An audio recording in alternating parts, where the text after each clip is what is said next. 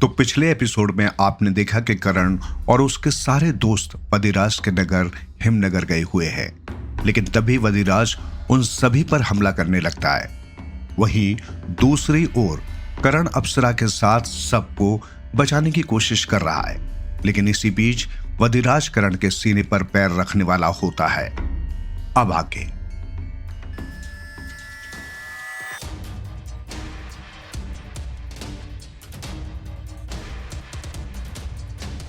ठहरो वदिराज, उसे जाने दो। मैं राजकुमारी चंदा हूँ।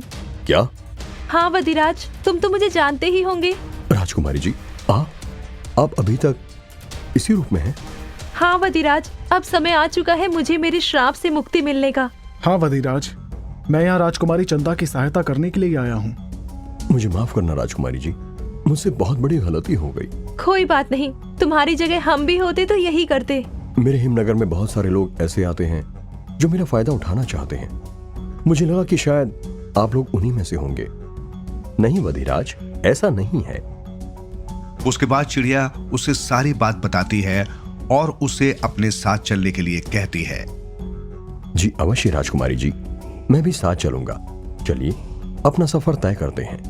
ये टॉबी कहाँ गया? यही तो था। अरे वो देखो, बर्फ में खेल रहा है। Toby, Toby! करण, देखो ना कितना मजा आ रहा है यहाँ खेलने में। अच्छा, ये लो फिर, ये लो और लो।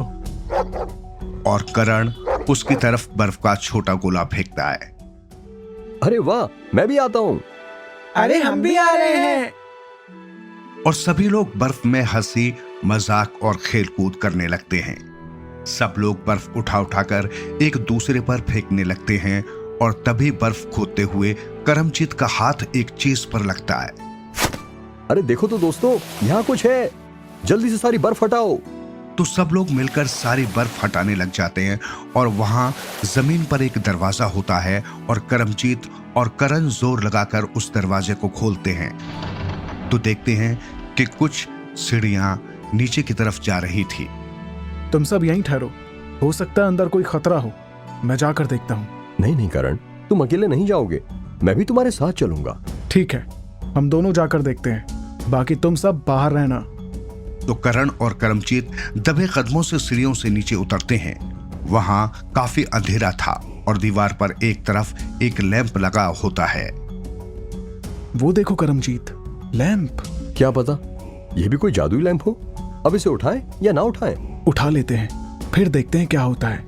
करण उस लैंप को उठाकर जला लेता है। वो एक साधारण लैंप ही था। फिर करण और करमजीत धीरे धीरे चलकर आगे बढ़ते जाते हैं और वहीं उनके सारे दोस्त बाहर इंतजार कर रहे थे।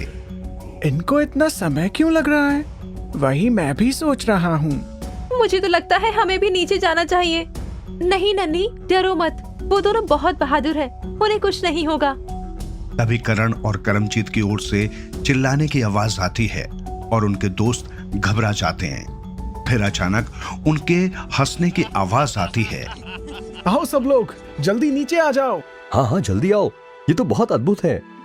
तो बाकी सब लोग नीचे आ जाते हैं और देखते हैं कि अंदर एक कमरा था जिसमें बहुत सारे खाने पीने का सामान था। अरे इतने सारे सामान मैंने तो कभी जिंदगी में भी नहीं देखे। आज तो मजा ही आ जाएगा, पेट भर भर कर खाएंगे। हाँ, ये तो बहुत ही सुंदर चीजें हैं। कहीं ये कोई माया जाल तो नहीं? कुछ नहीं कह सकते राजकुमारी जी, ये तो खाने के बाद ही पता चलेगा। तो अब कौन इसे खाकर अपनी जान खतरे में डालने वाला है? मैं खाऊंगा। नहीं नहीं, मैं खाऊंगा। अरे तुम दोनों रहने दो, मैं खा लूंगा।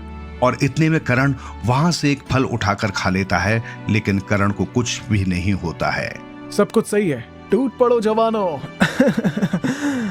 और सब लोग पेट भरकर तरह तरह की चीजें खाते हैं और बहुत खुश होते हैं। वदिराज भी बहुत सारा सामान लेकर जमीन पर बैठ जाता है और खाता रहता है। मजा ही आ गया। हाँ, पेट भर गया पर मन नहीं भरा। सबने खा लिया ना अच्छे से? हाँ हाँ, बस अब तो चलिए, अब हमें जाना चाहिए यहाँ से। हाँ वदिराज, सभी लोग इस जादुई दरी में आ जाओ। सभी लोग बैठते हैं और वहां से निकलते हैं कि तभी अचानक से किसी स्त्री की जोर जोर से हंसने की आवाज आने लगती है। अरे अरे, अचानक उन सब पर कोई पत्थरों की वर्षा करने लगता है। हमें नीचे उतरना होगा। मैं एक ढाल बनाकर आप सभी को बचा लूंगी। जल्दी कीजिए, ये तो बहुत जोर से लग रहे हैं। मैं भी इन पत्थरों को अपनी ताकत से रोक रहा हूँ। तभी आसमान में एक बहुत बड़ी औरत आ जाती है। मुझे बिना बताए कहाँ जा रहे हो बधिराज? मैं राजकुमारी चंदा की मदद करने के लिए जा रहा हूँ। ऐसा मत करो, ये सब मेरे मित्र हैं। अच्छा, तुम्हारे ये मित्र हैं तो मैं क्या हूँ फिर? तुम मुझे भूल गए हो आजकल। बधिराज, ये कौन है? राजकुमारी, ये मेरी मित्र रानू है।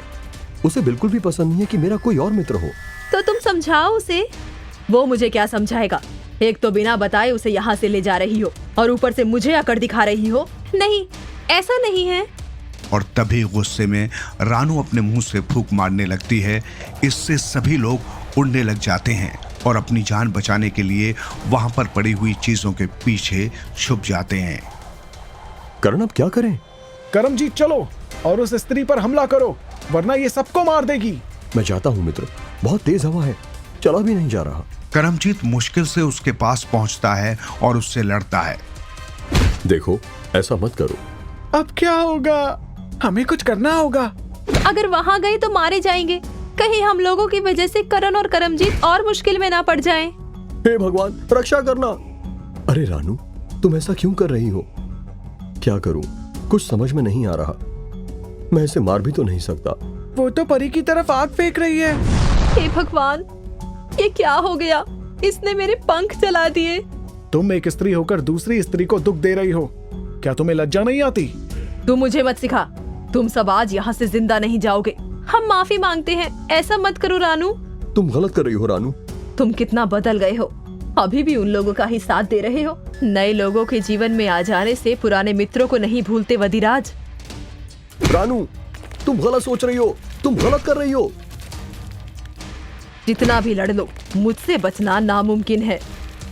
तुम ही सर्वश्रेष्ठ हो। इस बात की गलतफहमी जल्दी छोड़ दो, तुम्हारे लिए लाभदायक होगा। ये सभी लोग लड़ते लड़ते हिम के पहाड़ के टीले पर पहुंच जाते हैं। तुम अच्छा नहीं कर रहे हो वधिराज। मेरी सहायता करने के बजाय तुम उन लोगों की सहायता कर रहे हो। अपनी जिद छोड़ दो और सच्चाई को पहचानो। हाथ को कस के पकड़ना वधिराज। चिंता मत करो, हम आपको बचा लेंगे। वधिराज काफी लंबा चौड़ा और हट्टा कट्टा है, इसलिए करण के लिए उसको पकड़ना थोड़ा मुश्किल हो रहा है। करमजीत, तुम भी जाकर उसकी सहायता करो। करण से वो छूट रहा है। और जैसे जैसे दोनों लोग वधिराज को ऊपर खींच लेते हैं। वधिराज, आप ठीक तो है ना? तुम चुप रहो, तुम मेरी मित्र हो और तुम तो मुझे दुविधा में डाल रही हो। ऐसी कैसी मित्रता? मुझे माफ कर दो वधिराज। मैं तो बस चाहती थी कि तुम्हारा कोई और मित्र ना हो। माना कि तुम मुझसे बहुत प्रेम करती हो, परंतु इसका तात्पर्य यह नहीं है कि तुम मुझे कोई भला कार्य करने के लिए रोको। वधिराज जी, रानू जी को माफ कर दीजिए। शायद उन्हें अपनी गलती का आभास हो चुका है। और सभी लोग वधिराज को समझाते हैं, जिससे रानू को आभास होता है कि वो लोग वाकई में अच्छे हैं। आप सभी मुझे माफ कर देना, मुझसे गलती हो गई। शायद मुझे अपनी ताकत का कुछ ज्यादा ही घमंड हो गया है। ऐसी कोई बात नहीं है रानू, गलती तो सबसे होती है। अब तो तुम वधिराज को यहाँ से जाने दोगी ना? हाँ हाँ, क्यों नहीं। लेकिन राजकुमारी, अप्सरा का क्या होगा? उनके पंख उन्हें कैसे वापस मिलेंगे? और तभी रानू उन्हें एक उपाय बताती है। तो वो उपाय क्या था, ये जानने के लिए देखिएगा हमारे साथ कहानी का अगला भाग।